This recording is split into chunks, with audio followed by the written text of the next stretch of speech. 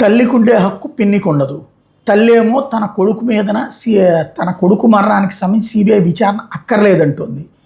But అసలు ఆ తల్లి కోరిక మీదకు పోలీసులతో వివాదపడి బార్ అసోసియేషన్తో మాట్లాడి హెబియస్ కార్పస్ పిటిషన్లు ఏమిచ్చి ఇక్కడ దాకా తీసుకొచ్చినటువంటి పిన్ని ఇప్పుడు పోరాడతానంటుంది. ఇది విచిత్రం. తల్లికి రక్త సంబంధమైనటువంటి తల్లికి విచారణ అక్కర్లేదు, పిన్నికి విచారణ కావాల్సినటువంటి అంశమైంది. సిట్ రిపోర్ట్ సరిగా లేకపోతే ఈ దారుణం మీద తాను మళ్ళీ ప్రైవేట్ కంప్లైంట్ చేస్తానని, న్యాయం జరిగే వరకు పోరాడతానని సాయికృష్ణ పిన్ని అడ్వకేట్ కనకదుర్గ చెప్పారు.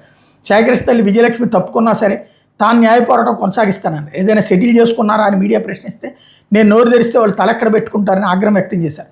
సిబిఐ వద్దు, జ్యుడిషియల్ విచారణ వద్దు అంటున్నారు. మరి సిట్ ఏం చేస్తుందో చూస్తాం. సిట్ ప్రభుత్వం తాను చెప్పిందే వినాలంటున్నాయి. మేము సామాన్యులు, విజయలక్ష్మికి ఒత్తిళ్ళు ఉన్నాయేమో తెలియదు, నాకు చెప్పకుండా ఆమె కోర్టుకు వచ్చారు, అడ్వకేట్ మార్చుకుంటున్నట్టు కోర్టుకి చెప్పారు, ఆ వెనక ఎవరున్నారో నాకు తెలియడం లేదు అంటూ కనకదుర్గ చెప్పుకొచ్చారు. అంటే సంథింగ్ ఏదో జరుగుతోంది, ఒత్తిళ్ళకి లొంగారు అన్నటువంటిది ఇక్కడ పరోక్షంగా ప్రొజెక్ట్ చేస్తున్నారు.